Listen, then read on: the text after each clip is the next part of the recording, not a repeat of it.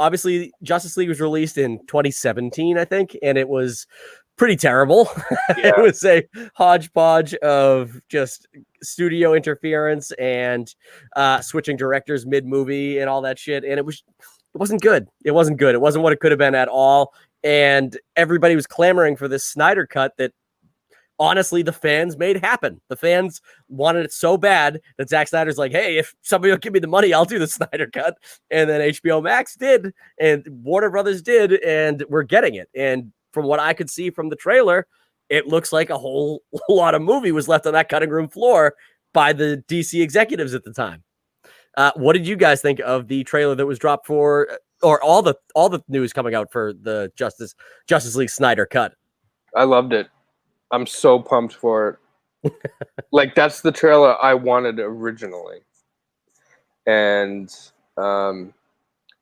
just even the scenes that were in the movie, that I don't know if they were reshot or I don't know how they did it, or they must have just redid the special effects or something, but everything just looks better. Everything looks better. I agree with that. We saw Iris West was in it. I don't think she was in the whole plot lines were cut out of this movie. Like, I know that the announcement is that it's going to be 4 episodes, or they're going to release it like 4 parts on HBO Max, like 4-hour-long parts. So that means that the original cut was 2 hours exactly for the Justice League. So that means there's a whole second movie that is here now. Now, I don't think all of that was cut, but I would imagine at least another hour was cut from this movie.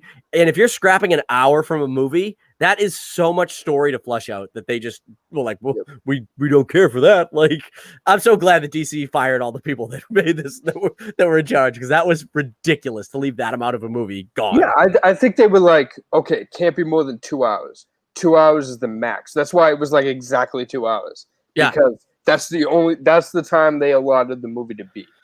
Yeah, it's ridiculous. But yes, Iris West is in this. You can see her. Anybody who watches The Flash knows Iris West's story from the TV show. It's Barry Allen's backstory is all the same. And then even Cyborg, Ray Fisher's character, he's got a whole backstory that was cut out of it too. So all these characters have ample screen time and ample stories that were flushed out. Miles Dyson, they moved. Yeah, Miles Dyson. In this one, he dies the same way. He's like, I can't hold it any longer. He just lets go of the bomb. That's a Terminator 2 reference for anybody tuning in that doesn't know. Anybody watching this will know that reference. That's true. Dan, what did you think of the Snyder Cut trailer? I mean, it looked better visually because the original was a visual nightmare. Yes. I mean, am I going to watch it? Yeah. I have HBO. I'll watch it. Right. Would I like to be pleasantly surprised? Hell yeah, I would. I like to see. I'm actually pretty stoked that Cyborg is getting a semblance of a backstory, because it's just kind of like, hey, this happened, and now he's like part machine, and he wears a sweatshirt, and you can see glowing stuff through it. And it's like there's like nothing to it. It's like, why? So the fact that they had it, cut it out and said, fuck it. People don't need to know that. I mean, if you read the comic books, you know who this guy is anyway. Right. Dude, literally his introduction in the movie is the dad gets home. He's like, hey, I brought home a pizza. Like, he just walks into his apartment and it's like, there's my cyborg son floating there. Like, that's it. That's his introduction. Yeah, you're like, what the fuck? It's terrible. Terrible. They fucking butchered that movie. I'm so glad this Snyder Cut's getting released. Everything Zack Snyder has talked about with this movie is made me appreciate. I mean, I didn't love BVS. I love Man of Steel. I've talked about it a million times. Talked about it last week a lot. I love Man of Steel. I know it's not critically, it's not the best movie in the world. There's a lot of fans that are kind of iffy on it. I personally love Man of Steel. I didn't love Batman vs Superman as much. I think there are parts that are good. The 3-hour cut, the director's cut was way better, but still not the best movie ever. But the problem I have with a lot of movies, and this ties into Star Wars, like I love The Force Awakens. I didn't care for The Last Jedi, but the way that the story was progressing, I think they should have continued with the tone from The Last Jedi and the story from The Last Jedi, rather than what they did with The Rise of Skywalker, which I thought was rotten as fuck. So even like I hate my love of that trilogy literally went up on top, went all the way down. But as much as I didn't like The Last Jedi, I would have preferred them to continue that story and have like at least a cohesive trilogy that made sense. And I feel the same way with Stick to your guns. Yes. And I feel the same way with all of these Snyder DC movies, like Man of Steel. Yes, BVS. It still felt like the same exact universe. And then Justice League felt like it was totally something else. Like it didn't fit in with those two movies at all. So even if this movie is terrible, at least it will feel like a cohesive end to the story that started with Man of Steel, you know? So that's all I care about. I agree with that because you can tell when you're not watching a piece of art or a piece of creativity. You can tell when you're watching a fucking studio money machine. Like, where it's just, what do people like? Throw it in there. Okay, people complained about this? Throw it in there. Oh, but I had this story arc that it doesn't matter. They hated it in the last movie. Get rid of it. Throw this in there. There, nostalgia, throw that in there. And while you're at it, throw a couple Coke ads in there too. So then you just see this. You watch a movie like Rise of Skywalker, and you're like, so the studio thinks we're morons, basically. Like, well, I mean, did you guys even see in the original Justice League cut? The movie was dark. Like, obviously, everything Snyder does is like dark and like shot in that weird like sepia tone fucking camera light. But like in that movie, when Joss Whedon took it over, in order to brighten it up, they turned the sky red. Like in that whole final arc of that movie, the sky is red and everybody's in like tinted in red and a little brighter than they would have been if it was black skies like it was supposed to be. And like that's what they did in the edit. That was the edit. It was like, how do we make this movie brighter? Well, we're not going to refilm all these scenes. Turn the sky red. Like they like literally they just like did fuck with the tint. That's all they did behind the scene. And like it just shows that that's as metally as it gets. Like, people don't want a dark movie anymore. They want fucking light. And you know what? We're going to turn the color up on Superman's suit, too. Maybe it'll take away from the fucking digital mustache removal. You said that didn't bother you, but now, I didn't know. Actually, no, that's a lie. I knew about the mustache before I saw it. But his face literally looked like Shrek. Like it looks like the people that are doing the when you see like Conan O'Brien or any of those people and they cut to someone's face who's not there. Yeah. Someone's face who's not there. It's just a still shot and they just have like a mouth going. Like that's what it looked like. And it was just I'm like, how you should have just wrote him in with a mustache. And honestly, the guys at Mission Impossible should have let him shave the mustache. Yeah, all he do is add a scene where he goes into the bathroom. He's the bad guy. Yeah. He's got the mustache when he's pretending to be the good guy in Mission Impossible. And then all of a sudden he just shaves it for the end of the movie when he becomes the bad guy. But see, I'll show you what they did. They used the Snapchat filter that turns you into a woman. So there you go. There's my mustache removal right there. That's it. That might actually be more. That might actually be more high quality than what they did. But the thing that's weird about that whole mustache thing is his mustache wasn't essential to Mission Impossible story. Right. It wasn't.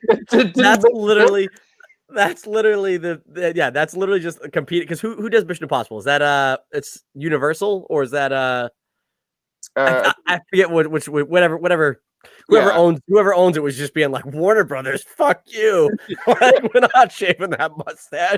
I think it is Universal. All right. Well, whoever. There is a reason for the mustache though. They went back to the old school 1920s theory of thought where they said every bad guy has a mustache. That's true. It should have been the giveaway in the beginning. Yeah, that's basically the only reason for it. They're like, oh my God. Tom Cruise doesn't have a mustache, right. And this guy does. Which one's the bad guy? He has to be the bad guy. He's got a mustache.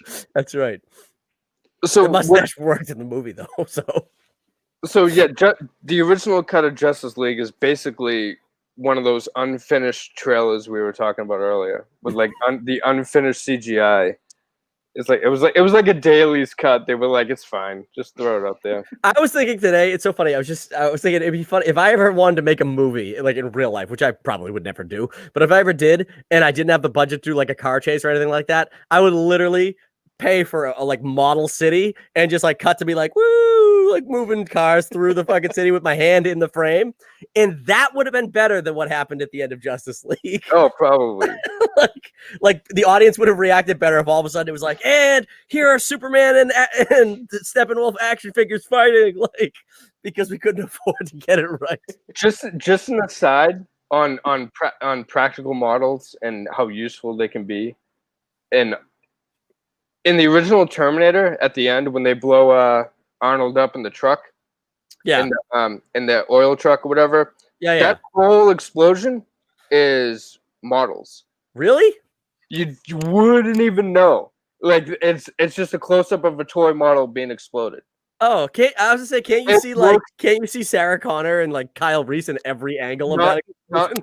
Not the explosion. Well, you can see them in some, which they kind of magically superimposed into each other. Oh, okay. So it looks super legit. And obviously it came out at a time when there was no CGI. So like I'm all for that practical effect stuff if it's done with that level of care, because you can't even tell. During Father's Day weekend, one of the things my wife allowed to have happen was watch Terminator, the original, because she'd never seen any of them. But somehow we got on the subject of the plot of Terminator a couple weeks before, and I told her like the plot of like Kyle Reese coming back into the past and having to protect Sarah Connor, even though he's the father and he doesn't know he's the father, and all this stuff. And I told her, she goes, "That's actually a pretty interesting plot." So I was like, we're gonna watch it Father's Day weekend. That's my gift. We're gonna watch this. Like that's all I want. And then she watched it and she liked it. And then all of a sudden, that fucking like Ray Harryhausen fucking like robot was like walking into the warehouse, and she's like, "This." She's like, "This looks awful. What is this?" I'm like, "It was like 1983." I'm like, "It's pretty good." But you know what's great about that? It makes it scarier. I don't know. He looks way creepier than Dan knows what I'm talking about. Like he looks the practical robot. The practical robot looked scary, but the fucking all you see is the feet, dude. But when it busts through the door, it literally looks like the skeleton from Jason and the Argonauts, like the skeleton people. It's fucking terrible. So yeah, when he busts through the when he comes in, you can tell it's just somebody waving it around. It's like it's great. It's terrible. I love that. I love this Justice League talk. So what did you, before we move on from Justice League, what did you guys think of the casting choices for Justice League? In general, like what do you mean, like Ezra, like Flash and Cyborg? Because they're I mean, I really didn't know anything about I don't know anything about Ray Fisher. He came from the stage acting, so this was like his first real movie. So I was fine with them casting an unknown for Cyborg. As far as Ezra Miller goes, I only knew him. He was in what the fuck is the Wallflower movie with fucking Emma? Wallflower. Yeah, he was in that. And then I didn't know him from anything else. So, because that came out before Fantastic Beasts, right? Yeah. Yes. Justice League. Yeah. Did it? Maybe not the first Fantastic Beasts. I think it did. I don't know because he's in the first one. He's in the first and second one. So he kind of. I think Fantastic Beasts dropped before Justice League did. Oh, I thought you were talking about Perks of Being a Wallflower. No, Perks of Being a Wallflower definitely did. No, that definitely did. But yeah, I mean, he's fine. Honestly, did I put a graphic up for this? I don't think I did. Ah, shit, I had a good one for the Flash panel, which we're not gonna have time to talk about the Flash panel. Honestly, it was 10 seconds long. All they did was reveal the new suit and like Michael Keaton, Batman, and all that stuff. So, and obviously Ben Affleck coming back. So all that stuff was cool. But my graphic for it was gonna be, oh, that new Flash suit looks awesome. Who do we have to choke to get this made? Just like if you follow any news stories, he fucking choked some chick out, Ezra Miller, and then he looked all fucking crazy too. Like what the fuck? Yeah, he was in like not Nova Scotia. He was in like Iceland, and like the Icelandic people are supposed to be like the nicest people on the planet. He's fucking choking one of them out in the street.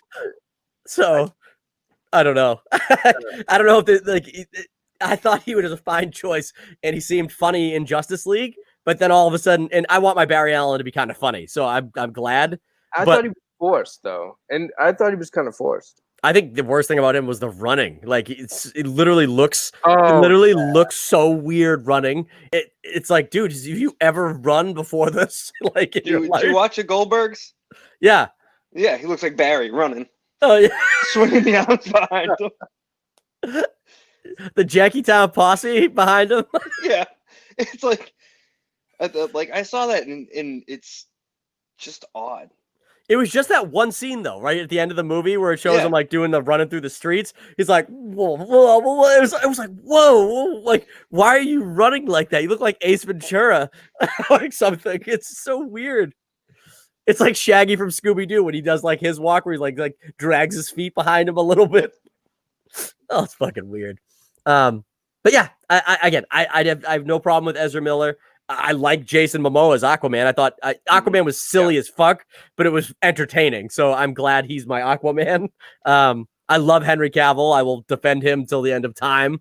And I like Ben Affleck too. As he was never given what he needed to do as Batman to be proven as Batman. But I thought he embodied that Frank Miller like brawler Batman better than anybody has ever done. So yeah, the cast is fine. It's just the movie.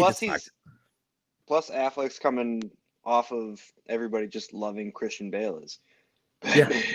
Yeah. His voice was way better. Like the voice modulator was way better. Oh my god. And we're obviously going to get into the Batman trailer, but I even prefer the fact that it sounds like Rob Pattinson's literally just like, I'm just going to talk. People aren't going to know who I am by my voice. Like, this is crazy.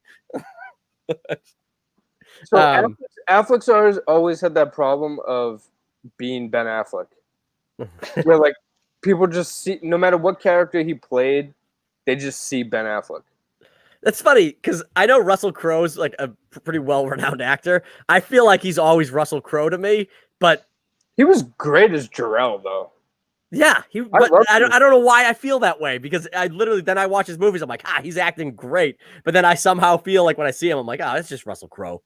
So like when I saw Batman vs Superman, I was like, that's just Ben Affleck in a Batman suit.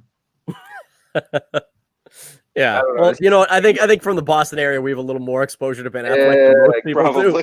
I guess so. Well, you have the two sides to it. You have the Batman. Yeah, okay, fine. He was fine, Batman, but him as Bruce Wayne.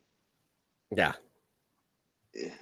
I think that's the biggest problem people have in general is people like, I like it. Even with Rob Pattinson and the Batman, I think a lot of people are like, I think he'll be okay as Batman because like the suit makes everybody Batman, but I don't believe him as Bruce Wayne and shit like that, which I disagree with. I think he'll be better than most, but I think it's hard to. Christian Bale did a pretty good job, but that movie didn't spend any time with Bruce Wayne in like the spotlight at all, other than in Batman Begins, where he's like, I'm going to buy this building. I'm going to pretend to be a fucking playboy, which is kind of, I guess, what you do as a billionaire. But it's the Spider-Man issue that they had a hard time casting people that would be good for both sides. Mm-hmm. Right. Like Tobey Maguire was a good Peter Parker for the old campy 60s style Spider-Man. Yeah, he was a great 45-year-old Peter Parker when he's playing a high schooler.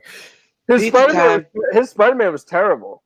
And then you had Andrew Garfield, who played a pretty good Spider-Man. He had the quips down and everything, but his Peter Parker was terrible. Yeah, because he's good looking. He's like a good looking kid. It's that would not be Peter Parker. Yeah, he was not if nerdy. I saw him in school, I'd be like, that's the dude I want to hang out with. Look, he's got Emma Stone following him around. Like, dude, he was like nasty on a skateboard before he became Spider-Man. Like, he was cool. He wasn't a loser. Like, you need your Peter Parker to be a loser. And that's why Tom Holland's the best one, because he's literally, he portrays both characters perfectly. Yeah, so, it took him 3 times, but they finally got it. Third time's the charm. Third time's the charm. That's it. But I feel like Batman's the same way. Dan, what did you think of the cast of the casting in Justice League? And I guess that was Chris's original question. We just went very far away from it. I mean, I can't think of anybody that I would have picked over anybody else. Right. I mean, there were times that I watch a movie and I'm like, dude, that they should have got this person. At no point did I see that. I agree with Kevin that Henry Cavill is, I mean, he is who we need Superman. as Superman. He's great as both Superman and his Clark. We don't see much of his. Yeah, Clark. we don't really Right. know, do we? We don't know. No. Well, hold on. We know his farm boy, like with his parent Clark Kent. His interaction with his mother was great. I thought that was very believable as like the son. But again, we don't detective or journalist Clark Kent. We don't know that guy at all. So I hope we get a little of that in this. no, we won't. How could we? How could this story allow that? He's supposed to be dead. Oh yeah, that's right. I forgot the story to Justice League, honestly. All I hope for Superman's arc in this is I hope that when he comes back, like obviously he's gonna have that fight with the Justice League. I think that'll still be in the movie. I do hope they keep the Flash running by him, and he's like, yeah, that was actually probably my favorite part of Justice League when like Flash is just a little faster than him. He's like, oh shit, I gotta get out of the way. He's gonna fuck me up. Like, but no, I hope that there's a good and it's so lame to think of this in a comic book movie, but I hope that there's a good chunk of his life like getting used to like being alive again and really appreciating like the fact that he's not dead anymore, like embracing his like mom and Lois and like all that stuff. That's the kind of shit that I know was gonna be in that movie, you know, and it was left out. So you're right, because it was rushed. He was back, and then he was all of a sudden, hey, I'm Superman again, let's go. But you didn't get any kind of like the stuff Marvel would focus on. Yeah, Marvel would have definitely. Yeah, agreed. Because like, sorry. Well, maybe just a little bit though, just a little bit. Because honestly, you can't at that point in the movie you can't spend too much time on it. Right, just a little bit. Because like even Iron Man had like, well, I mean, I guess it was a whole movie where he had it, but Iron Man 3 was just basically him going like, fuck. Like New York almost exploded. Like, you know what I mean? Iron Man 3 is a panic attack in this set across 2.5 hours. Yeah. Yeah. No, like, right. But they could have incorporated a little bit.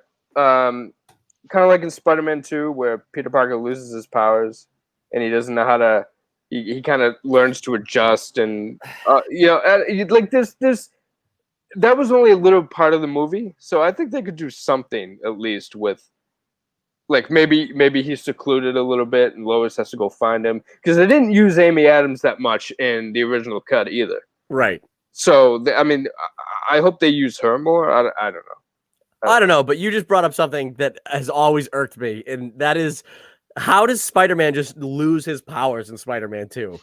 He just chooses to not have powers anymore. That's the most ridiculous thing I've ever heard in my entire life. He like goes to jump to the wall. I'm back, and then he hits the fucking wall and falls. My back, like that's like the worst. That is the worst part. I love Spider-Man 2, and that is the worst thing. Like in all of the Spider-Man movies, to me, is that like he can just choose to not have his powers because he has one vision with his fucking dead uncle. That's stupid. No, there's other reasons for it, because he's flying. He's like, and he falls. I think it. No. He chooses to not have powers for like a period, and then when he wants them back, it takes like Mary Jane being threatened. Mary Jane being threatened for him to like, oh, my powers are back. I hate that. I hate that movie now. Thank you, Chris. You've completely ruined Spider-Man 2. Yeah. Now the Sam Raimi trilogy is just fucking toilet water for me. It was toilet water anyway. Spider-Man 2, though, was one of the best comic book movies ever made. I will say that. At the time. I don't know if it holds up. I still think it holds up as a character piece. We're New Yorkers. You're going to go through one of us. You got to go through all of us. I mean, it's got the Sam Raimi. Okay. It's got the Sam Raimi cheese, you know. But. Yeah. Sam Raimi, and this is perfect for Geek Babble. He's directing Doctor Strange 2. Yes, I'm looking forward to that. That's so that's it. That's actually the perfect character for him to direct because It is. or if he was gonna like jump to DC, he could direct like John Constantine or something like that. I feel like that plays so into the Sam Raimi wheelhouse, but it's been a while since he directed a movie, so I'm excited. All right. Any other thoughts on Justice League before we move on? No mustache, more Amy Adams. Please fix up. Please fix up fucking Steppenwolf. Steppenwolf's look at least. Well, they did. The images show that it's going to look like the character that was teased in Batman vs Superman. Like when Lex Luthor's like talking to, he looks like a fucking alien. He doesn't look like a human at all. Like no humanoid features. But there's a still in that new trailer where it shows a guy with a hood, like in this like alien looking like monster face. And I don't know who that is at all. Like I tried to look up clips and nobody has been talking about who that character is. I don't think it's Steppenwolf.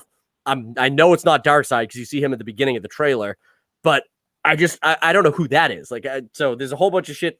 This movie is going to be massive. It's 4 hours long. So I'm pretty sure there's going to be a lot of shit that people are going to be like, holy crap.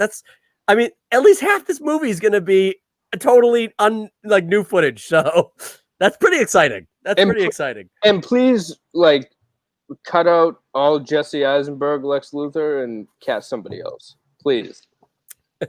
Yeah, I forgot about that. It was terrible. Yeah, that's really bad casting. That's casting. They should. If I could go back, we should undo that. But although when he gives what's her face that jar of piss, that's pretty disgusting. He is the most non-threatening bald guy I've ever seen. It's like you think about Lex Luthor, and he I don't know. What about Mr. Clean? Mr. Clean's always got a good smile on his face. But I mean, he's supposed to be Superman's arch nemesis. Like Jesse Eisenberg isn't scaring anybody. I don't care how crazy he is. I think it's supposed to be like I want to use the word juxtaposition, and I don't think that's the right word. He's supposed to be the exact like opposite of Superman, right? Like Superman's like big and powerful and like represents good and like straightforward logic. It's Lex Luthor's supposed to be like small and like weak and crazy. Like that's I get what they were trying to go for. It's like a yin and a yang sort of thing there, like exact opposites. But they failed. Yeah, they did. It wasn't good. But yeah, that's all I got. All right, Dan. Any final thoughts on Justice League before we jump to the next topic? No.